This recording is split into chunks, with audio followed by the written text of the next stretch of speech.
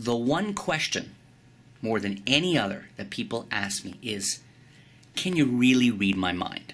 This is what people want to know. Can you really read my mind? When they ask, I show them this. Think of a two-digit number. Any two-digit number, okay? Don't let me influence it, okay? Think of one. You can change your mind. You can go back and forth. It can be high. It can be low. Two-digit number. Any one. Thinking of it? Focus on it. I'm going to try to get a sense of the number right now. Okay. I think I got a sense of one of the numbers. The other one you're hiding from me. I can't quite get it. So let's play with the number for a second. Let's play with it and kind of bring it to life. That's the problem. Right now it's just a dead number. But I want you to leave your mark on it, okay? So let's play with that. Think of the number, and what I want you to do is take the two digits, and I want you to, let's reverse them.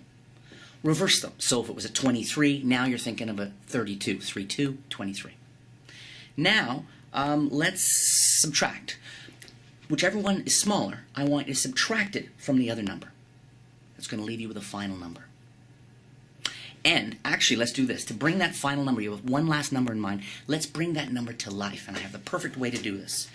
I was reading Rolling Stone magazine just the other day, and I don't know if you're a big fan of music from the 90s. I love the songs from the 90s. They're kind of cool rock and campy. And this is what they did is they published a list from 1 to 50. 50 to 100 of the top 100 songs from the 90s, as I guess voted by their readers. And, everything from Losing My Religion to Under the Bridge to Sabotage to Eminem stuff to NSYNC, Radiohead, Green Day. And, of course, you can extend the list to someone and have other people read off a few of the songs if you want. So you're thinking of a number. Now, rather than trying to get a sense of this dead number in your head, I'm going to ask you to try to get a sense of the melody, the song. Now, like I said, it goes from 1 to 50 on this side, 50 to 100 on that. Your number, is it from 1 to 50 or 50 and 100?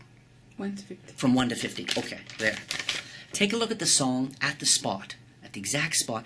And what I'd like you to try to do is try to get to that spot as quickly as you can on the list. To be clear, we're looking for the song that corresponds to the one number you have in your head, because I don't want your head cluttered with other songs and other titles, okay?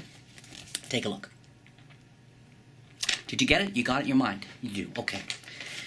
So you're thinking of a song, one of, 100 songs. You have one song in mind.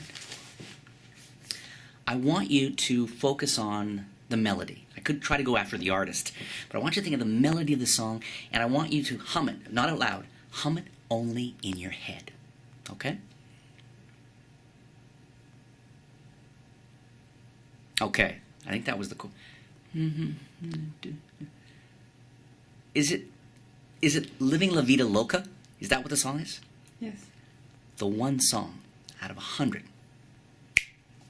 Proving I can read their mind. Sound Waves is a perfect example of doing something truly extraordinary with something wonderfully ordinary.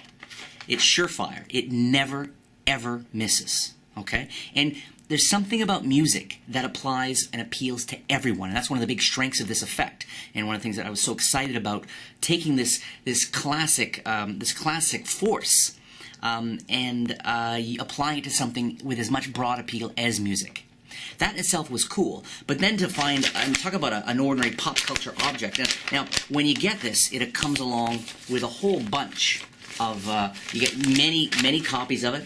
Okay, number one. Number two is they're not all the same. What that means is you can completely repeat the effect right away. Because this is the kind of effect that's so strong, people often say, do that again, or no way. There's just no way. Bet you couldn't do it with me, etc., etc.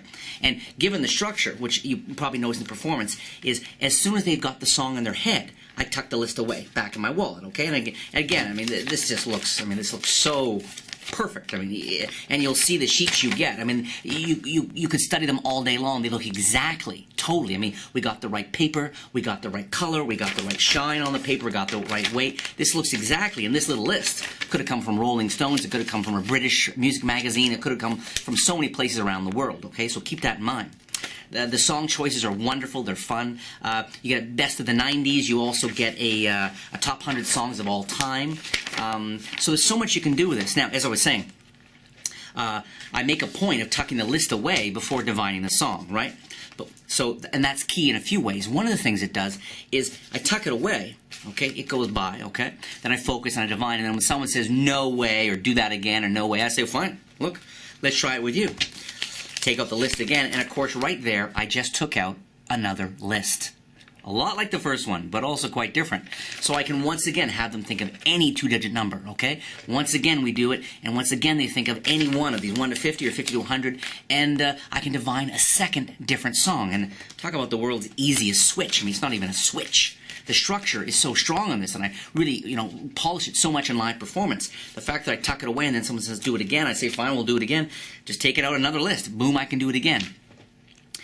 It's a classic example of being able to repeat something. And in magic, of course, the idea is that sometimes you shouldn't repeat an effect. Because, they say never show the same trick twice. And while that's sometimes true in other instances, it just makes it even more impossible.